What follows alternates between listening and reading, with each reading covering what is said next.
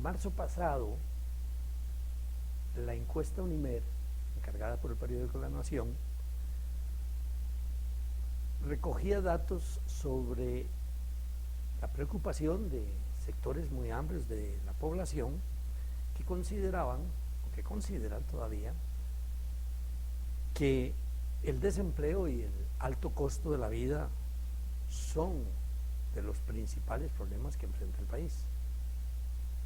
Poco después, la prensa comunicó que dos de los ministros, el de Información y el de Planificación, comentando los resultados de Unimed, manifestaban su sorpresa, su extrañeza. Decían que los datos, los indicadores manifestaban o expresaban una situación completamente distinta de la que decía la encuesta. Por ejemplo, que la inflación, decía el ministro Chacón, era la más baja en 40 años, y el ministro Gallardo decía que bueno, que está muy extrañado, pero que lo que pasa es que estos temas, junto con el de seguridad, siempre representan una preocupación en la gente, aun cuando la gente realmente no esté afectada. Bueno, pues aquí tenemos un problema grave, algo tan serio, nos parece, como es que la evaluación de la calidad de vida de las personas, de los costarricenses y las costarricenses, es evaluada, es vista desde dos posiciones, no solo distintas, sino contrapuestas. El gobierno y los sectores populares perciben dos realidades que no parecen para nada la misma. Por eso hemos invitado en este primer encuentro a dos distinguidos analistas y amigos para que nos ayuden a entender por qué esta divergencia de opinión, qué pensar ante ello, qué hacer ante ello.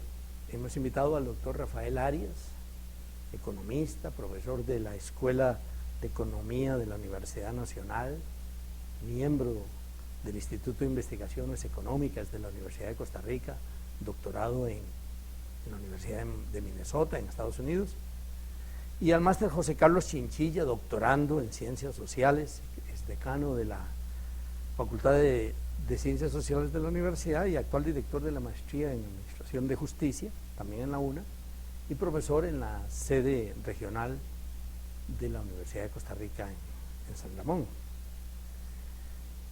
Rafael, José Carlos, bienvenidos, muchas gracias por estar con nosotros y por disponerse a conversar con otros participantes de este blog, de este espacio Menos de lo Mismo, para profundizar en este tema.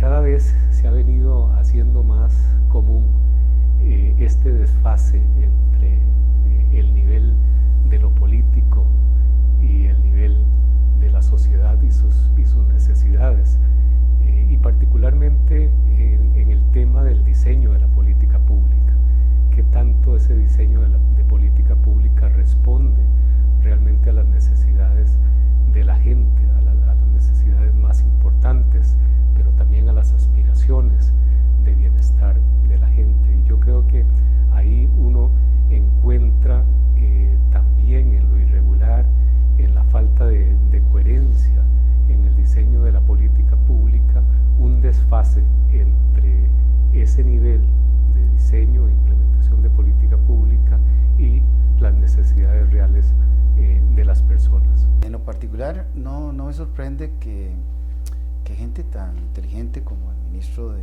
Información y el de Planificación no entiendan. Es que cuando uno no quiere entender, no se entiende, digamos. Porque la realidad es absolutamente diáfana, clara y transparente. Porque, por ejemplo, desempleo de un 10%. Uno dice, bueno, nosotros hemos andado en un 7, un 8, por ahí, pero ¿cuál es el desempleo real, el subempleo, por ejemplo? Esa es una pregunta. La otra pregunta, ¿en qué está empleada la gente? Sabemos que el mayor crecimiento en los empleos se da en el empleo informal, en su empleo. La gente está de alguna forma por debajo de sus potencialidades de trabajo y así sus ingresos también se reducen sensiblemente. Entonces, los indicadores hay que leerlos bien. Los últimos datos nos hablan de un desmejoramiento en la calidad de los empleos productivos, ¿verdad? Habiendo mucho problema de subempleo, mucho problema de empleo precario o empleo de baja calificación, por lo tanto de bajos ingresos. Cuando nos vamos hilando un poco más delgado en esto de cómo se comporta el mercado de trabajo y la generación de empleos productivos y los ingresos por concepto de empleo productivo, y superamos esto que Irma Arriagada menciona en uno de sus artículos como la dictadura de los promedios, y vamos a niveles de desagregación, nos damos cuenta que es un problema más profundo del que realmente se presenta en las estadísticas, en el empleo, por ejemplo, en zonas urbanas o empleo en zonas rurales. Los niveles de informalidad, los niveles de subempleo que uno encuentra en zonas alejadas del centro de aglomeración, donde se concentran las actividades más formales, político-administrativas y de los sectores del sector privado, nos encontramos diferenciaciones territoriales o geográficamente establecidas muy altas. El dinero no alcanza. ¿Y por qué no alcanza el dinero? Sobre todo a los que menos ingresos tienen.